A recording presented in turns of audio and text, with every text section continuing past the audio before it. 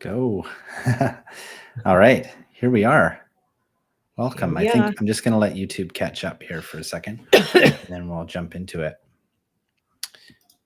It is not gone live yet, and I have a 0 people watching thing. Come on, Joe, let's hear it. All right. Who says, come on, Joe, let's hear it? There's a chat here. I got the chat Oh, okay. open. All right. Oh, hey. Oh. Hey, Laurie. Have we started? There we are. All right. Looks like we're live and ready to go. All right. All right. Okay, welcome everybody. We're all here, I think. So give me a wave and tell me you're listening. Yeah, you can see people waving, but I can't see anything. Oh, you can't see the chat?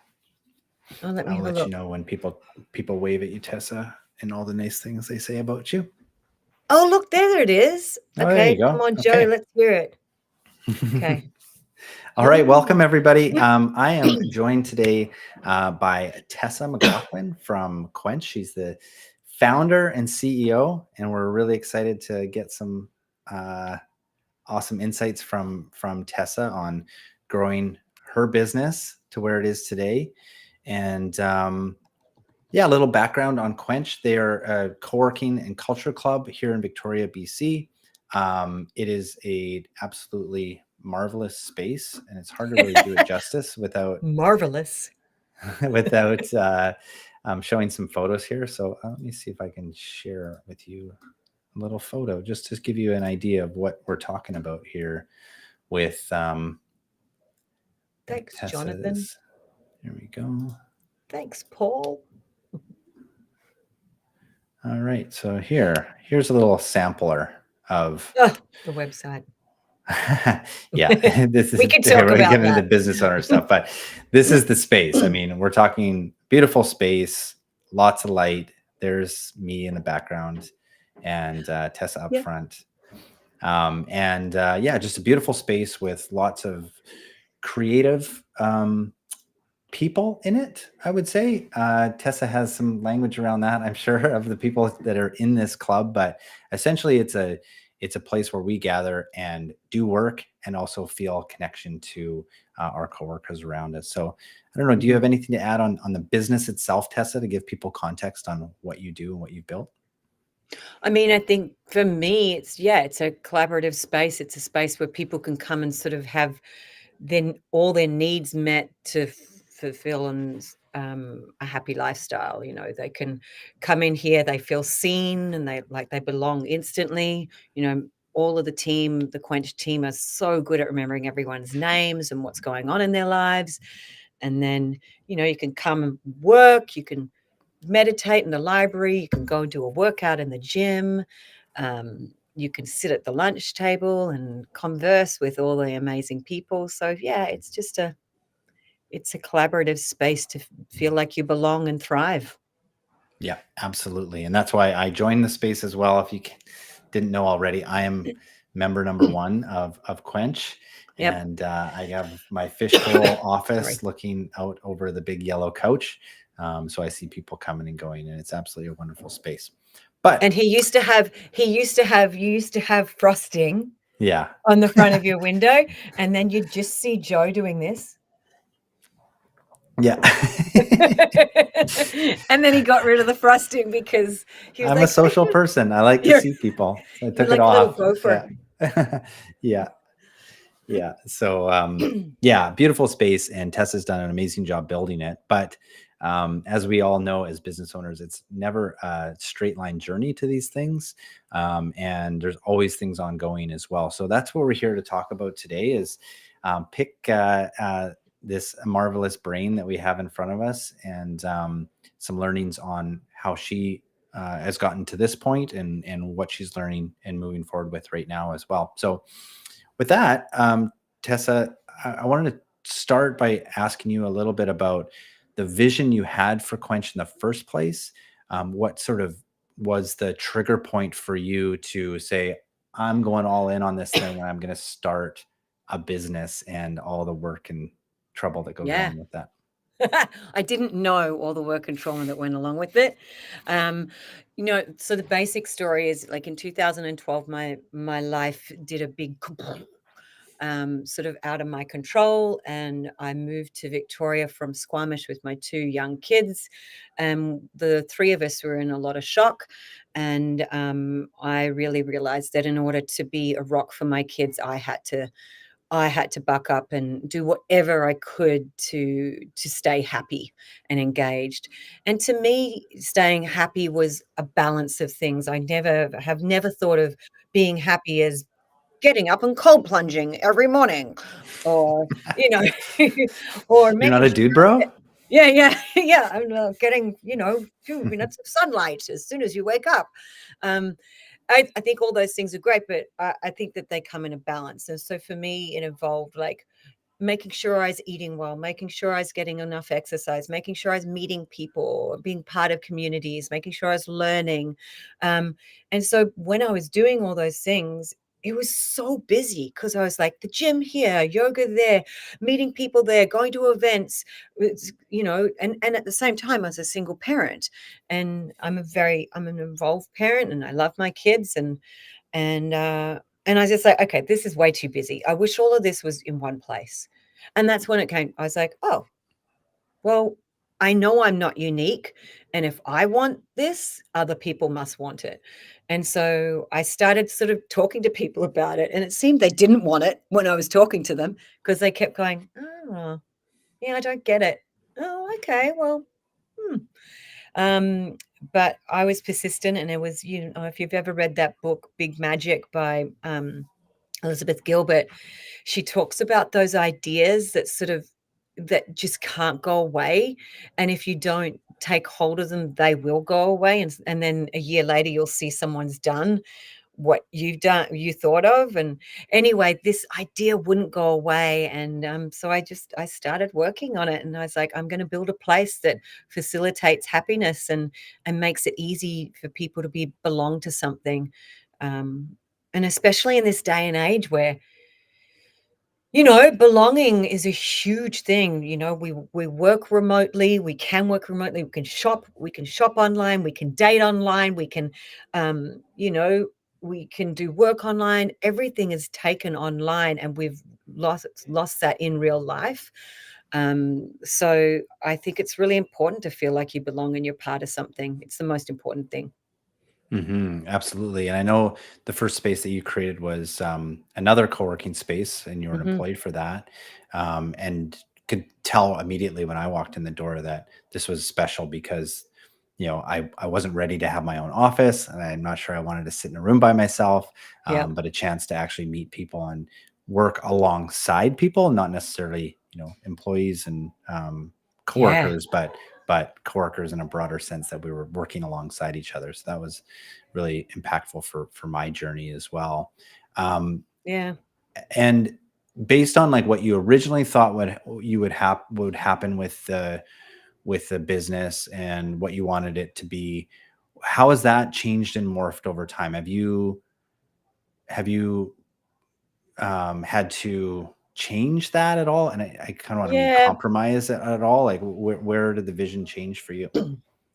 I mean, I think that, uh, there's been many times where, how do I say it? There's been many times where I could have changed the vision, and and, and maybe that would have been better in a short time for a short-term financial gain, and I chose not to, because I wanted to keep to the core of what I wanted Quench to be.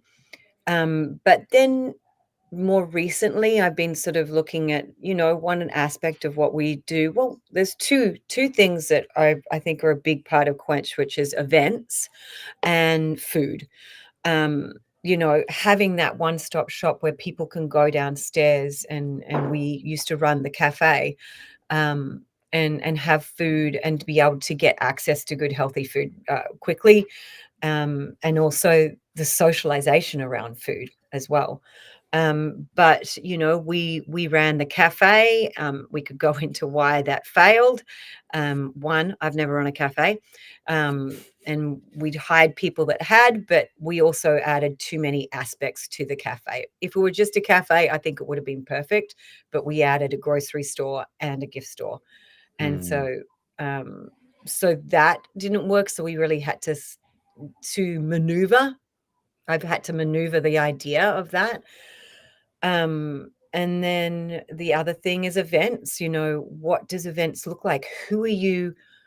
For me, Quench is a culture club. Like, I don't I don't see us foremost as a co-working club. It's people come and they come for the space and they stay for the culture. And so part of that for me is events. And yeah, I've really had to maneuver how I what makes money for the company. Like, mhm. we can put on events th and just keep running at a loss of them because people aren't showing up, and whether that's a Victoria thing or maybe, if we were in Vancouver, would it be different? I don't know. Um, but also what I'm realizing is that some of the events that we put on are really, really member focused and we have really good turnout. And other events, maybe that are keeping people at the club after hours, are not pitched to our members. They're actually pitched to the greater community Mm. because they're the people who want to come into the club afterwards. So I'm really having to um, maneuver around the idea of that a culture club and what that is. Yeah, I think like one of the big things that I think about a lot in the business is how to merge those two things of your original vision and then what the Mhm. market is actually telling you that Yeah, you should be doing to earn money. Like, what are people actually willing to part with their dollars for? yep. I mean, that's important, and to be able to kind of reflect on that and find out what people are actually going to pay you for and trial different things actually does take a lot of time. I think, Yeah, and you money. have to give things time, yeah, and money while you're at it.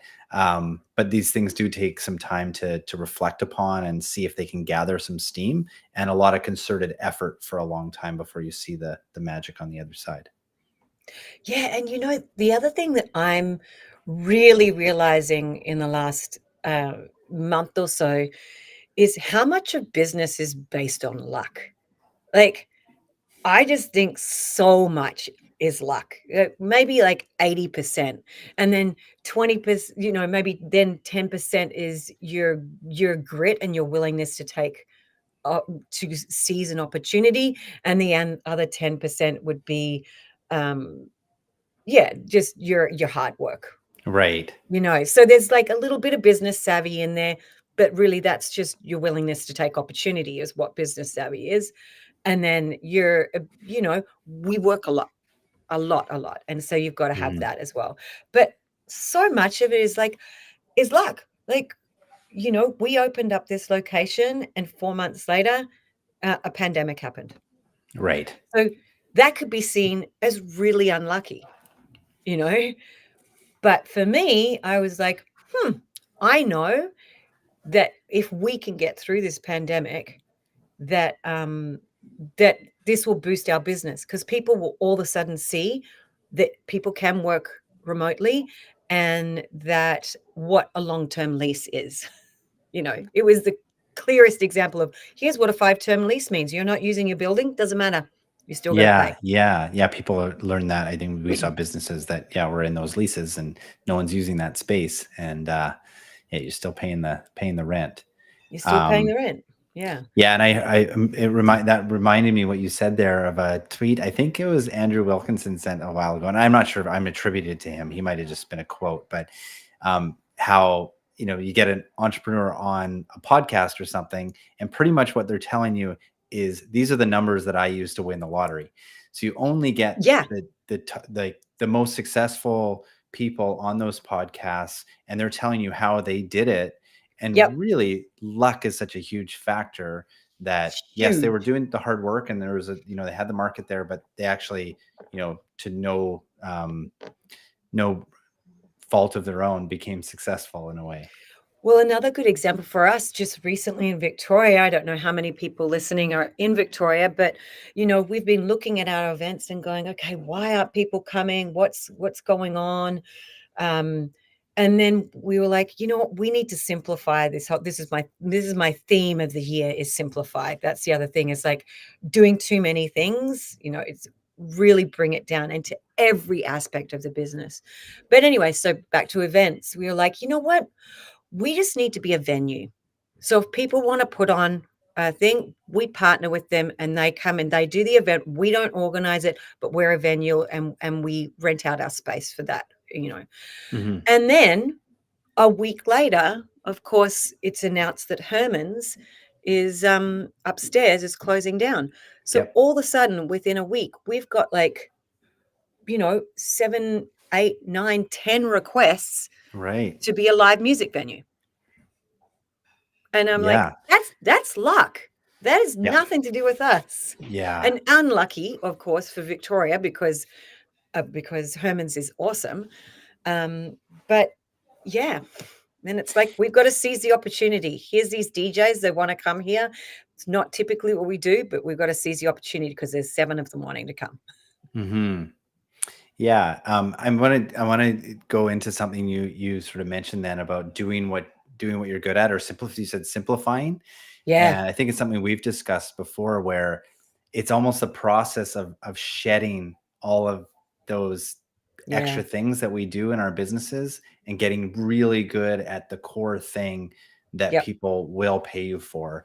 And maybe being a facilitator for the other stuff, and where it makes sense strategically, like you have space available to use that. I think for our business, we've got lots of leads that come through that can't necessarily afford our services yet. So we're trying to have courses and things to help those people, but not yeah, necessarily, build, or well, we're trying to build a business around it, but it's also, it's something that's on top of what we do as our core service. And it sounds to me like that's been a change for you, is like shedding some of the cafe, the yep. ancillary things that are part of Quench, but aren't necessarily your core business. Yeah, and I think excuse me, I think that's only been a realization for me in the last month, and it's just like simplify everything. We were just about to redesign a new website, and it was looking so funky, very MTV-ish, very pop, which is very me. And I'm like, we got to simplify it. Like where the website's there to sell what we do, like to get people to become members. That's what we do. We want a strong community. Hmm. So it came down to the website. It came down to how we operate. Like we got to stop putting on all these events because people aren't coming to them. What's the point of us pushing them? It's not that we're not going to do events. It's just we need to simplify what our offering is. you Right. know and it's really interesting to me because one of the core values, if I go back to my business plan, one of the biggest things for me, um, one of the things that makes us unhappy is decision fatigue. You know, so with Quench, I've always wanted to offer very few memberships, very very few. It's just like here are our memberships. There's like maybe 3 or 5 memberships, dedicated desk office, hot desking, and maybe a high five and a booking pass. That's it. That's all I want to offer. And then people don't get fatigued because as soon as you're like, well, have I picked the right one? Am I doing the right thing? And that Hmm. makes us unhappy as individuals. So it's like I stepped outside of what the vision was and what the core values of Quench were for me, which was simplicity. um, and I stepped in, I was like, "But we can do this too and that," and now, even with expansion to, I've been looking at buildings in Toronto and Hamilton and Vancouver, and now I'm looking at Calgary, and I'm starting to go, "Wait a second, let's just get it right here, Right. get it really, really right, and then go." I'm having a moment because didn't your accountant give you advice like this years ago? No, I don't remember that. Uh, That's funny. no, yeah. That's Joe's, for everyone who hasn't spoken to Joe, that's Joe's thing. Like, he's always like, "Tessa, just, you're running a good business here. Just get it, keep it going. Just get it good, and then don't go too fast." Yeah, I mean, for me, I mean, that stems probably from my own personal um, enjoyment of running a business that um, I kind of don't want to build for anybody else than me. I mean, yes, I want Yeah. people along and that resonate with it, but I also want a decent life where my stress levels are lower. Yes. And simplicity is the way to do that. I think, we do get a lot of people reaching out with very complex businesses, and they want to do this thing and then invest in real estate. And, I'm like, okay, like your tolerance must be way higher than mine to handle all this stuff in your brain. But it sounds very stressful to me. So, yeah, that's probably Yeah. why I give the advice. Yeah, no, I definitely think it's something, but I think that we've passed out of it. Maybe we're at a pivotal point in how, corporations are funded, excuse me, and what businesses are supposed to do. But the last 20 years or 15 years, 20 years has been really focused on unicorn businesses, and that pressure to grow really fast. And I mean, Joe, that, once I had the worst time trying to find money to build Hmm. Quench. It was Yeah, a very investing. capital Yeah. intent. It was a hard slog. Um, and as soon as we opened, I started talking to this Chinese investment company, that they had co-working spaces in China.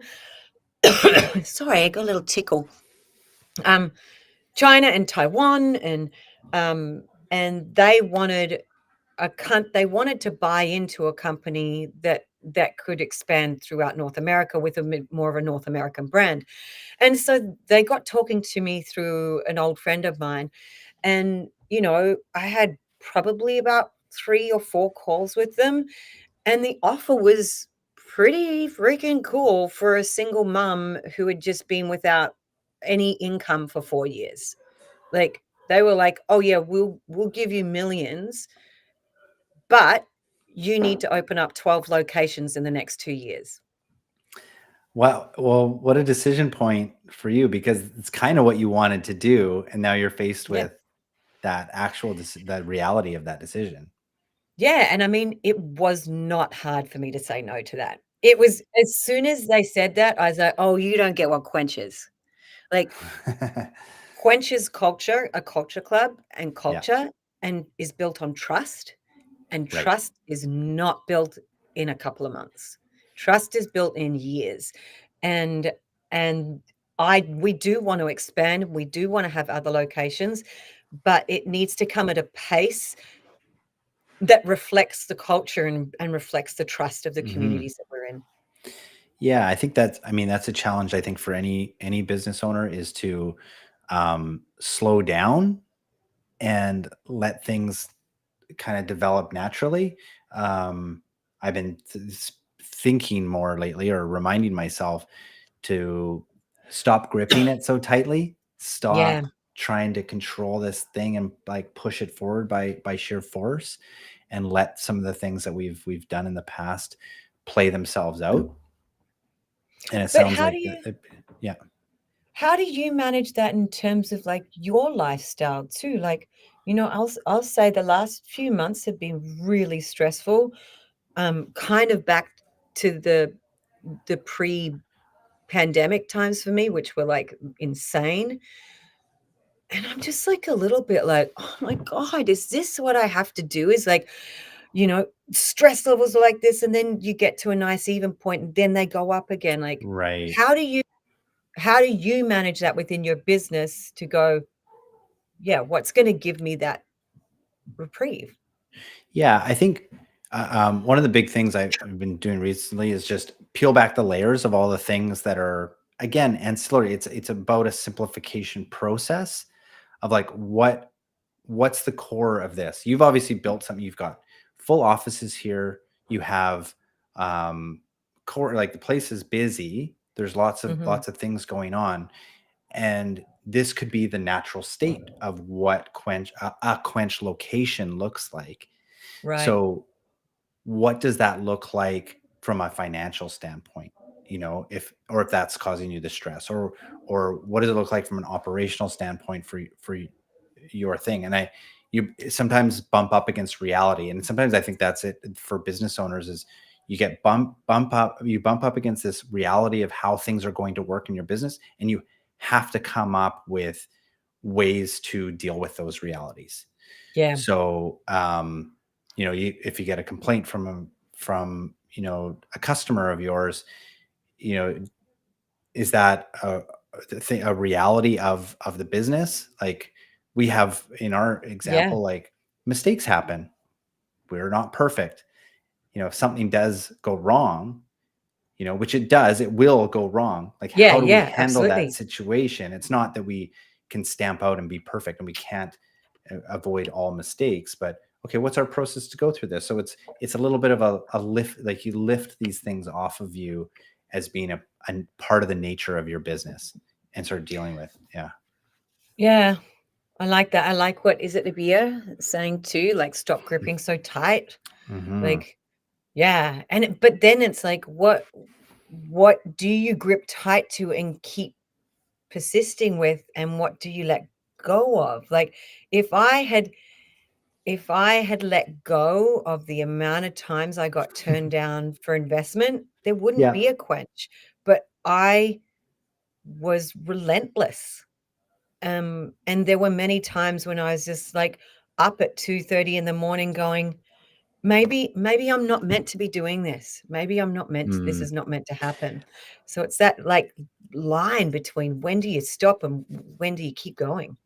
Yeah. And I think that the stop gripping it so tightly, I think is more around, you do all this work for your business, and you almost get used to that you need to improve this thing, that thing, the other thing again Yeah. and again and again, when actually you may have done that work already. And now Yeah. it's just allowing that thing to grow. Like I think of it as like the garden. Like you fertilize the garden, you water the garden, but you got to let the thing grow. Like Yeah, yeah. sometimes it's just sunshine and time, right? Like that's it. Like you can't keep digging the thing up and adding more fertilizer and like keep doing that thing. That some things just need to work themselves out. And yes, if some weeds grow, you pull the weeds. Like, you know, that analogy works really, I I think works like really that, well yeah. for me. To think about that sometimes is like, have I done what I need to do here? And maybe it's the wrong soil and you won't know, but you won't know for two or Until three you try it. months, Yep. until some time has passed. And that's what I mean by don't grip it so tightly. Not don't go for the things that you want out of the business. More once you do the work, let the work sort of play out and observe. Um, And that's so that. Do you because I find too that's a lot of ego. It's like and I try not to have too much ego attached to the things that I'm trying and with my team, it's like, "Well, let's try it. Let's see what happens," and right. we can always I mean, we're so lucky we're at this stage where we can do that, you know? If a member comes to us and says, you know, "I wish the membership had this ability to do that," we can go, "Oh, well, let's try it." It's not like I have to go through 7 levels of not bureaucracy, but, I Yeah. don't if the buck stops with us in Victoria right now. Right. So it's Yeah. like, Which how won't do be we forever. Yeah, hopefully not. Hmm. Yeah. Yeah.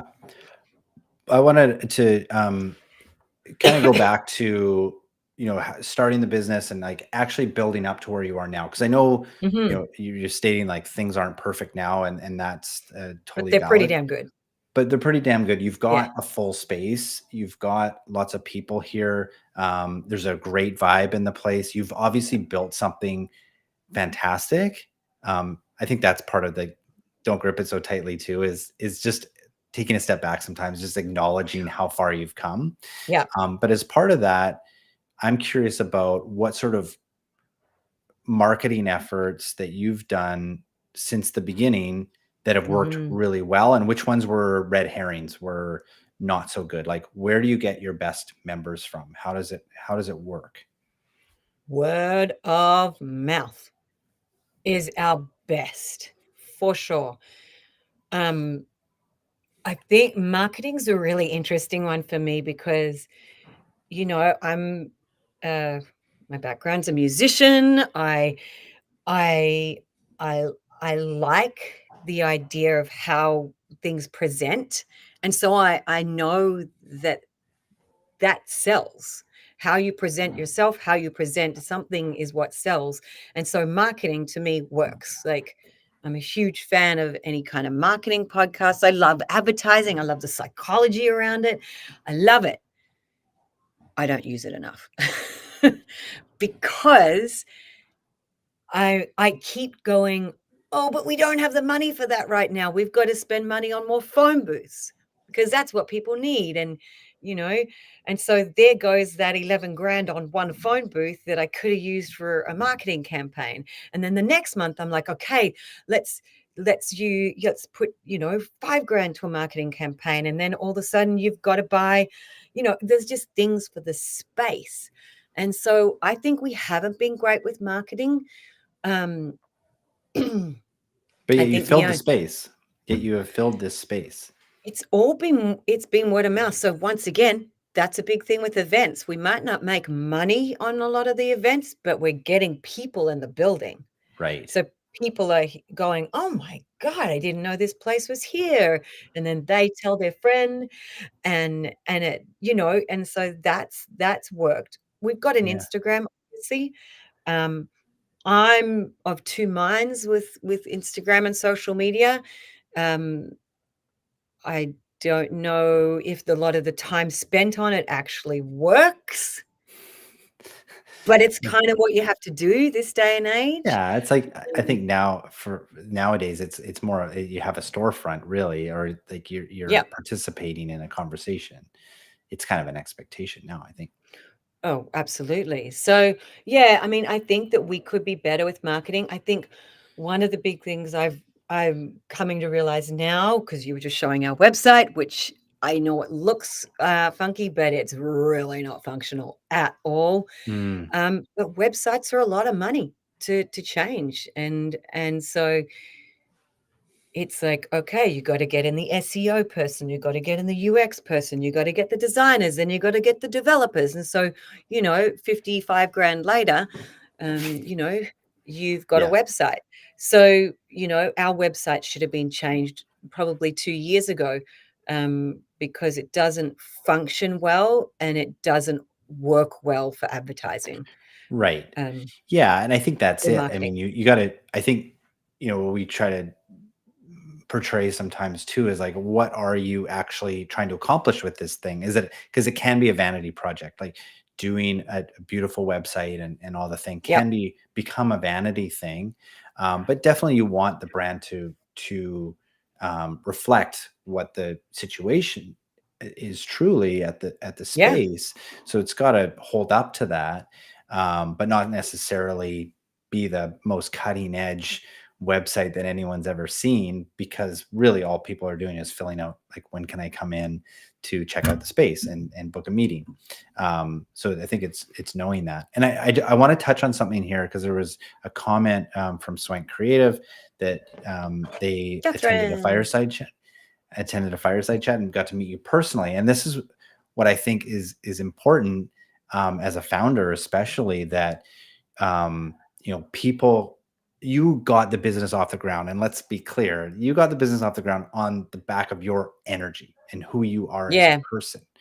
Um, and I think most business owners have to do that. It's like you meet people, you shake hands, you have conversations with people. They, Yep. especially in a trust business like yours and mine, you build that rapport very quickly. Have you had any challenges in scaling that? Is that an Yeah. issue? How do you do that now if you can't be everywhere all at once? Um, how do you turn your personality into something that's repeatable? So there's 2 parts to that, I think. One, that is the primary question I'm asked by investors is, Mm, "Yeah, but you're not scalable, so how is it gonna be scalable?" And so, I mean, I think that that's about, and Catherine knows this too, from Swank. Catherine's got the office opposite you, Joe.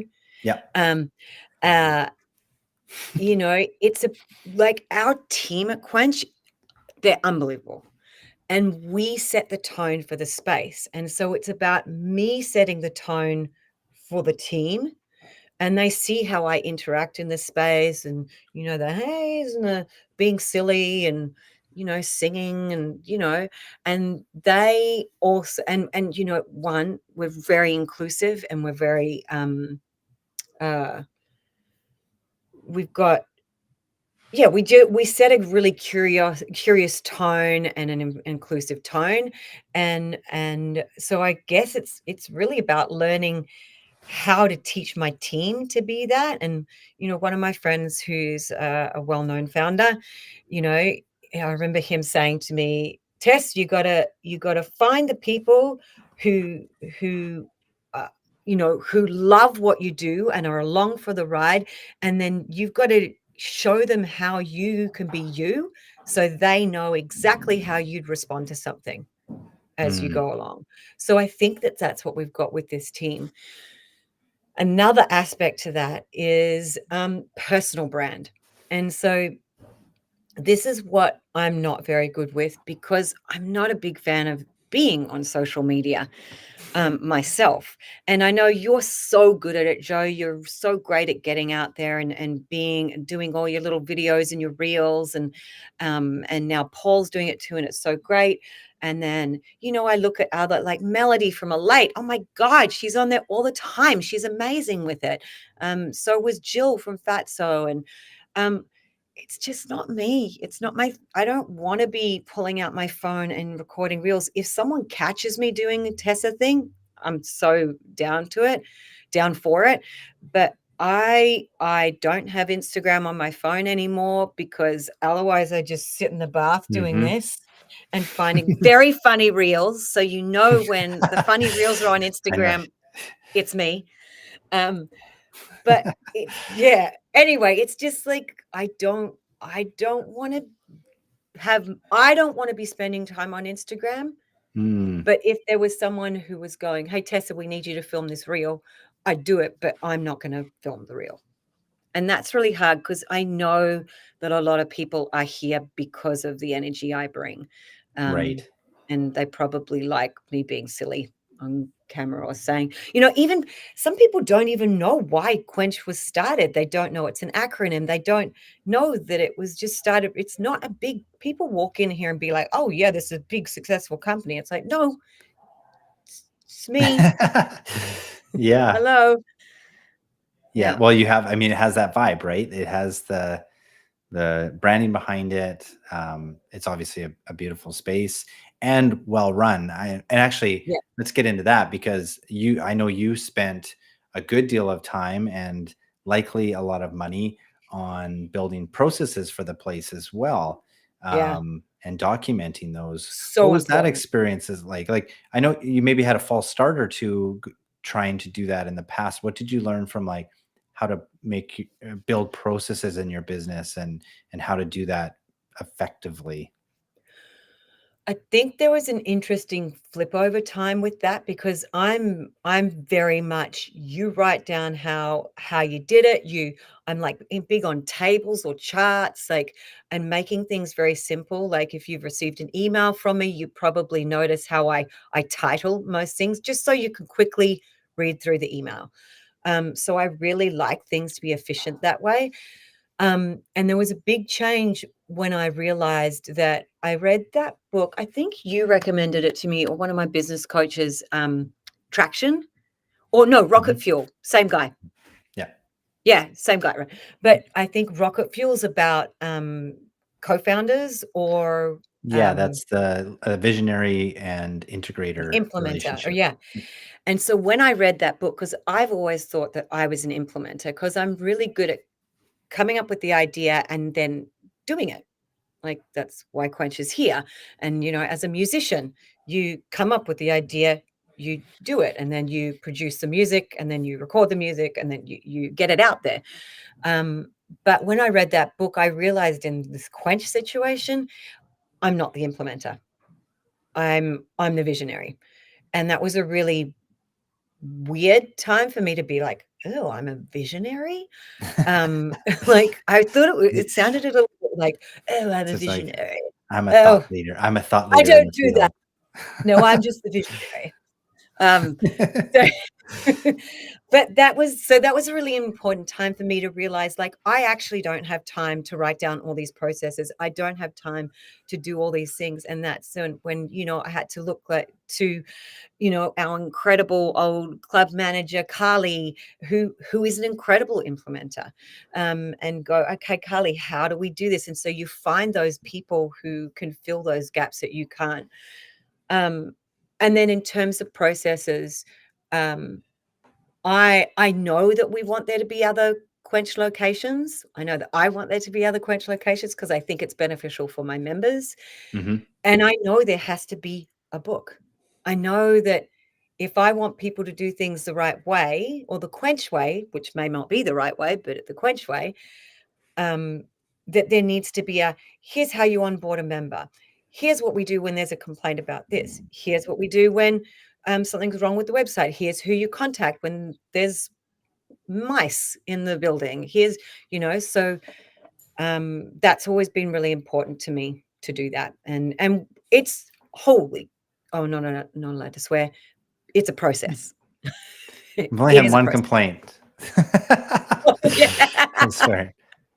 Don't swear. And so how would you go about that now? Like if you were to start that process over again, is it like investing the money and time into a professional coming in? Is it hiring somebody and having that? What would you do to Yeah, to ensure that happened in the business?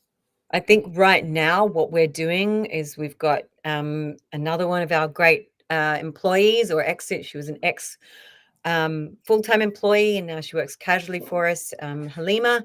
And Halima's great at that. So she's going through all of our drive and she's like making sure the drive is all set up well. Right. Um, and like when I look at the drive, it feels like, when you've got a messy room and you're like, "Ugh, where do I start?" So she's been really good at doing that. And yeah, I think in my head, at some point, I will be finding someone who knows how to write a very, very clear and good operations manual. Right. So they can go, here are the titles, here are the headings, here's what we need, and we can just place everything in there. Okay. That's great. So a couple more things I wanted to just cover before we get to a Q&A, because I imagine there'll be some questions here too, hopefully. Number one, financial stuff. Yeah. We've talked, and I have to be a little careful because, obviously I have lots of thoughts on financial things, but what's been your experience with the like raising financing, having processes financially, hiring people, all that kind of stuff? What are big takeaways for you after this long running the business on the financial side? Okay, so I think there's you mentioned a few things there, and if you've been to anything that I've spoken to, I know I mention these a lot, but I think two things that I did at the beginning of running the company when I didn't have any money for these things, but they're two of the best things that I did. One, I hired an accountant. Are you on that side for me? I think so. Okay. She means me. Um, Yeah. and so I hired Joe before I was earning any money. Um, but I was doing a lot to work on the business.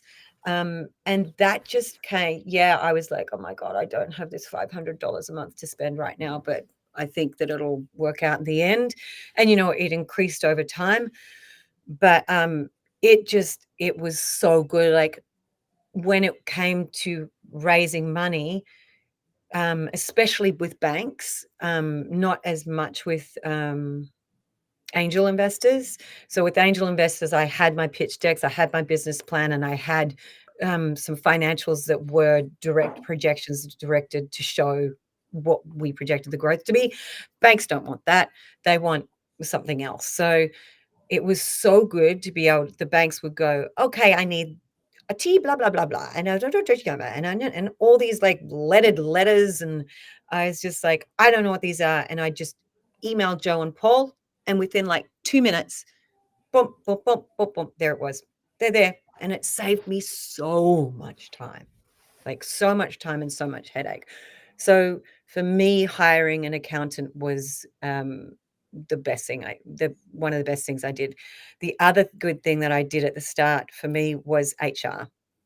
So Mm, hiring, and both were fractional. So, you know, Avalon was fractional, Reimagine Work was fractional, and it was just so good to get ourselves set up um, with the right hiring, the way that we do it, the way that all of our files are kept, to make sure that we're meeting all the legal requirements.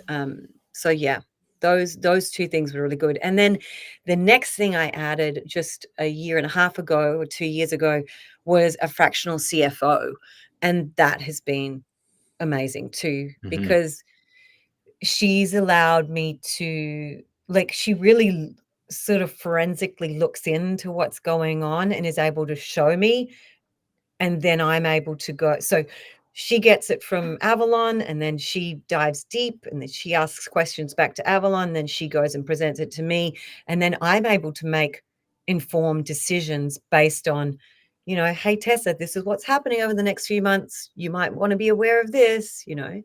yeah. So that's been really key as well. Oh, that's great. Yeah.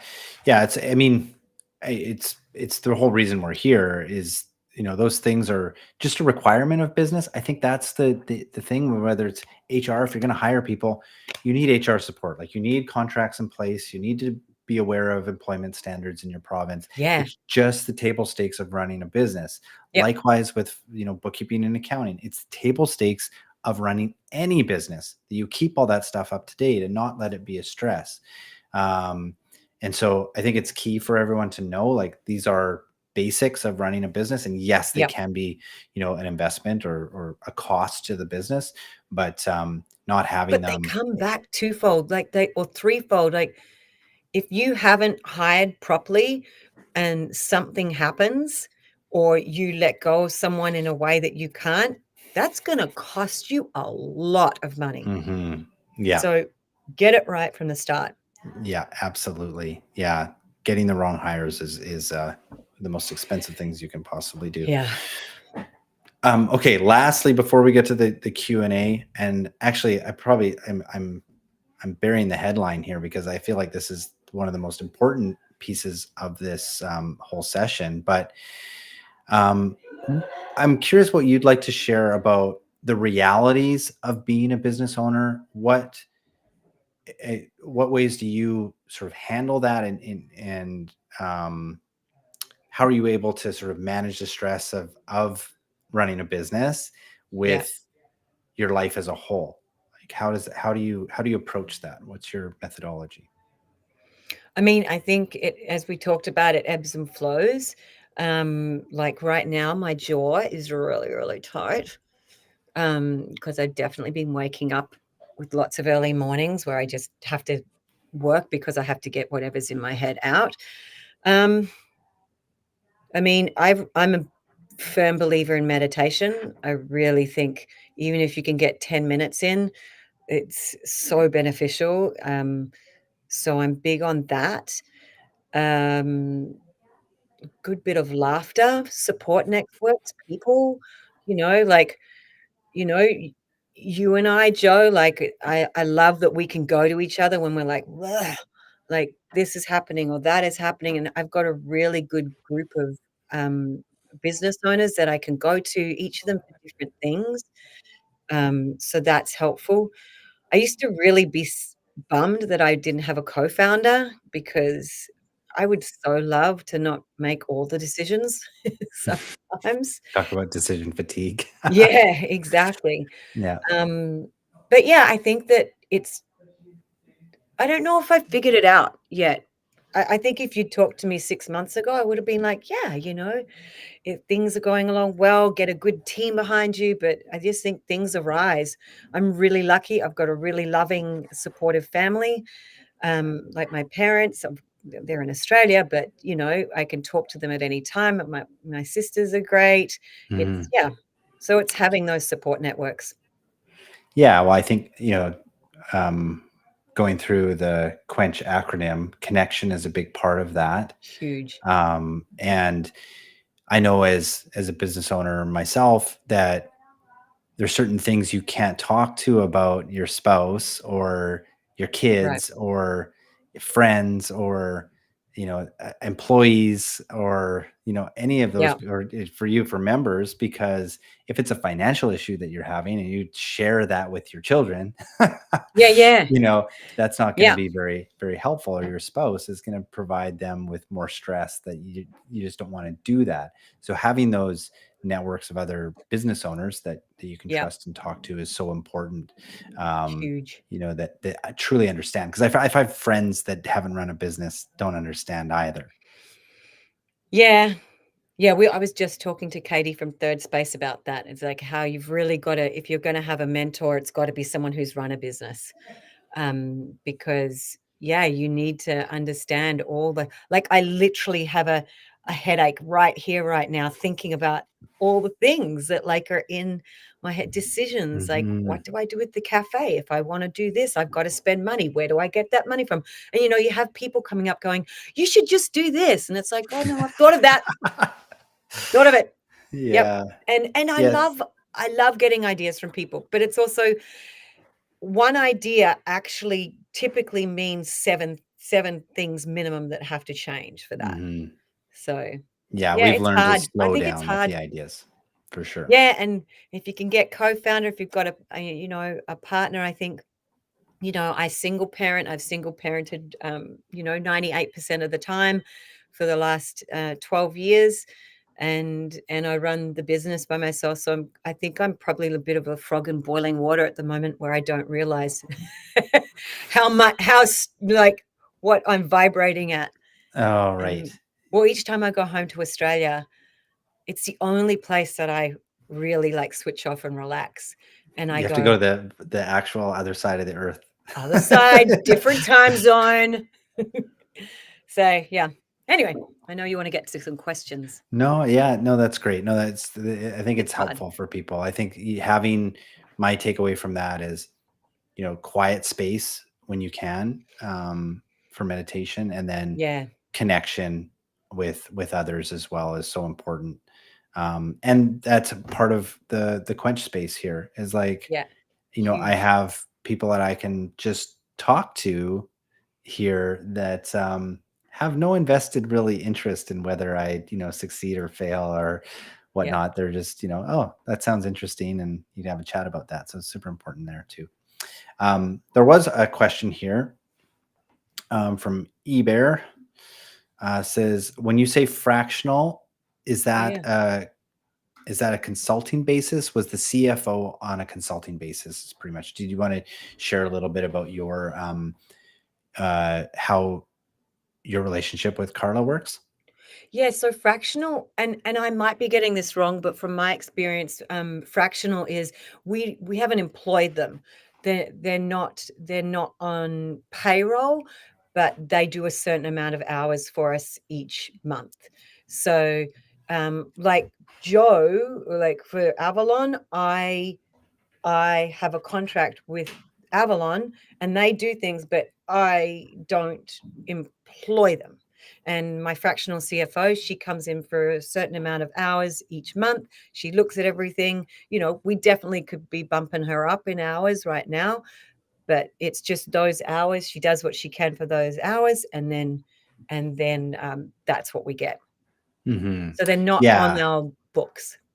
Yeah, and these more scalable solutions as a small business, instead of hiring an employee to do your finances and trying to find some blended type of person that can be a CFO and a bookkeeper, and which is Yeah, impossible, or an HR person that does employment standards and benefits packages and the whole bit. So yeah, finding these generalized service providers that can provide a wide range of skill levels and services, and not have to hire a person that's outside of your core business. Super important.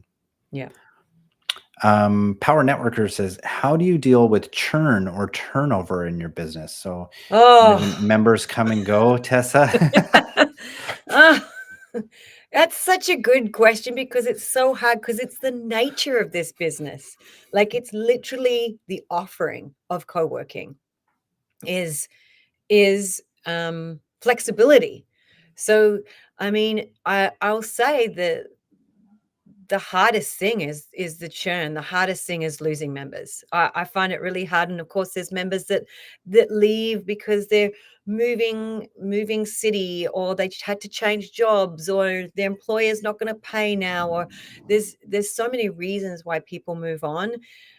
So it is definitely a hard part about the business. But then the joyful part of the business is when they come back. Like today, we've got Tom and Julia in there, who are some of our, old members from a year ago. And I just love seeing people come back. It's like one of my favorite things is I just get so excited seeing them in the space. So the churn can be hard, and especially on those month to month revenue, month to month memberships.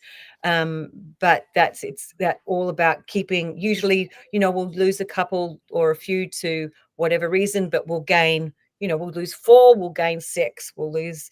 Sometimes we lose 8, and we'll gain 12. Yeah, it's part of it. Mhm. Yeah, I guess coming back to the processes and dealing with the reality of the business that you're in, you build a process around that. You understand that people are going to come and go, and do that in an effective and efficient way to maintain that relationship so they can come back, and Yeah, that they know it's going to be a smooth process and as little friction as possible. Yeah, really, I think that's it. I know for our business, we deal with lots of small business owners, and what's an issue with small business owners? They don't always have cash flow. So we have yeah, to have a way to pause our services and make sure that they're we can catch that up on a reasonable basis when they do have the cash flow again. It's just the nature of the types of businesses that we work with, and we have to work around that. So I think for any business that has churn, understand the nature of that churn, whether it's something you can manage and yeah, maintain a relationship. Really important there. So I think yeah. Quench does that really well. Oh, Swink had another comment here. We leave room for you to put in the love as a fractional CMO. We have our programs, but also can focus on business priorities that your Yeah. day-to-day employees can't get to. Yeah. Yeah, that's and CMO, I'm imagining that means, Chief Marketing marketing. Officer. Yeah, Yeah. Yeah, that's right. yeah. Yeah, there's one down there when you were yeah, that was it. Okay. Yeah, let's see. Any other questions from us? I'm gonna go back through the comments to see if anything else came up here. Yeah. Angela earlier talked about WeWork, what we saw happen there with Yeah, just they the grew way too growth fast. rate. Yeah. Yeah.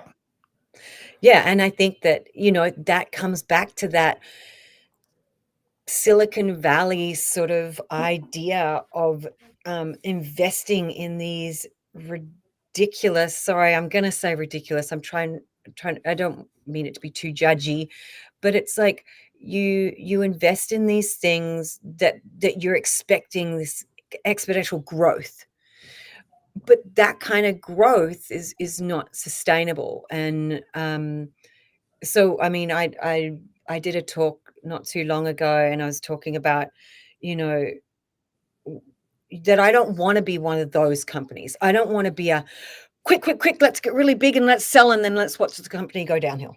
Like, Hmm. that's not what I want. I want a company that's responsible, that that is profitable and can grow at a rate that is sustainable, and it's continuing to positively impact the areas that it exists in. And I didn't know it, but that's actually a term for called a zebra company. Hmm. I'll have And to look at that's what that. I want Quench to be like. We're going to be around for a while, and we'll grow and we'll ebb and we'll flow, and but we're not here for the quick sell. Right. That's not what I'm here to do.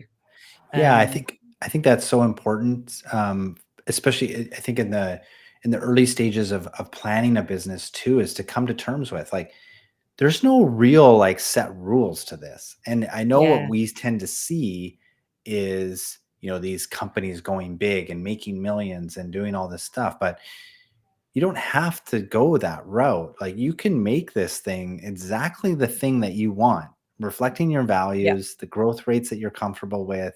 And yes, there's always going to burn a lot of fuel getting off the ground. It's going to be very busy. Um, but the end game doesn't have to be anybody else's but your own. And so I think that's important for people to understand, especially if they're doing their planning, is to set that vision to be something that's very, very meaningful to you. Because there's going to be moments where Yeah. you're like, what the Oh, heck am I doing this for? I don't know how I'm always amazed at people who start up businesses that they're just doing it because 'cause they've seen a gap in the market. Like, we've got a business owner here, he's so great in Victoria, and he went into sheets, and I was like, "Why'd you go into sheets?" He's like, "I just saw a gap in the market," and I was just like, I can't even imagine doing like, I just would not have been able to put in the amount of work that I put in for sheets. Or something that I didn't really believe in. Yeah. It was because I was like, "I know I want this place, and I know I'm not unique, so other people must want it, they just don't know it yet because I haven't shown it to them." And that's what kept me working, that's what was the grit, that was the resilience, but I can't imagine it when people start up businesses that they're like, "Oh, I don't know, yeah, I don't know why I started it." Um, Yeah. yeah, Yeah. Cause it's so going to get hard. Yeah. You got to push gets through. really hard. Yeah, and I think I was gonna say something too about that when you said, yeah, they make their millions. I think the really important thing is to really go, who makes their millions? Yeah. Like, who makes the millions? Because, there's some companies even in BC that have done massive raises, went public very quickly. They made the millions, but It's a shell the game. people the people who invested the money didn't make any. Yes. And that to me, I feel so responsible to my investors. They were the ones who got me off. They got Quench going. Yeah, you don't edit that. So they were the ones who got me off the ground. Yeah. Um, so yeah, I think it's like thinking about what you want your business to be. Do you want to be a unicorn? Which unicorns are there because there's how many fail to how many succeed? Yeah. Do you want to be a zebra? I want to be a zebra. Yeah. No, that's great. And they exist, right? Zebras Yeah. exist. Is that the point? Yeah, they do. Yeah. Yeah. Yeah. So yeah, I think that's it for that growth bit as well. Is like, you're looking at these companies that make headlines and often they're in the business of raising money. Like, that is the game that they're playing. They're not playing to actually grow a business and be Yeah, profitable. They're growing exactly. to raise money, to sell the sizzle of the whole thing, and become rich through that process, through the residuals of raising a bunch of money. So I think it's be very conscious when we're looking at this and doing any comparisons, that there are businesses out there that they're not actually wanting to run a business. They want to raise money That's their and vision. get Their vision and is to make the money for themselves and so yeah. yeah, Whereas yeah, my vision is to create a space where people feel like they belong and facilitate happiness. Yeah. yeah, yeah. I love it. Okay. Angela says, but I love bedclothes. Oh, yeah. I mean, There's a creative and they were community great. application. Yeah, His surface design. sheets are awesome, but I was Yeah. just like, "Wow." Who is the sheet guy? Who is the sheet guy? I'll have to I'll tell you later. Okay. I don't think Somebody's he wants me asking. to. Somebody is I know, asking. I can Okay. see. I'll tell Angela later. Oh, okay. Yeah. Okay. Awesome. Well, thank you so much, Tessa, for spending the time. This was great, and I always get to learn a little something new every time we have Oh, conversations really? like this. So We've known yes, each other for a while now. That's I pretty know. But yeah, my no, this is OG great. member. I'm proud to Yeah. be it. Yeah, this is a great space, and you've done a wonderful job. And I know, uh, in any business phase, you're always looking forward at what can be. Um, and I want you to know that everything you've built so far is fantastic too. So Thank don't you. discount what you've done so far, for the vision of what you want it to be, which is it's a balance to be had. But yeah. And you know what? I know I'm not supposed to be saying thanks to you, but I do thank Avalon because you don't just give me my like the all this time you've never just given me reports or anything and then just expected me to decipher it. You've always been there for me to bounce things off, and I think that's the value. One of the values that I've got from Avalon is like not just all of the services you offer me, which are so worth it, but that ability to go, Joe, what do we do about this? And you go, oh, well, maybe you should think about this. So yeah, Well, that's my vision, is to help small business owners. So yeah, build thriving businesses. So that's what we try to do. But awesome. you can follow Quench on social media. Here's the QR code for that. I had roughly followed our 7-day business starter course, like methodology through my conversation with Tessa. I don't know if you noticed, but all the things that we talked about there in terms of vision building, finances, marketing, all that stuff is all buried into that 7-day business starter course. So check that out and join our channel. Become one of Awesome. us. Thanks so much, Tessa. Really Thanks, appreciate your Joe. time, and what a great conversation. Thanks so much, and You're welcome. Bye, enjoy the everyone. Thanks for day. the comments. Bye, Paul. Bye, y'all.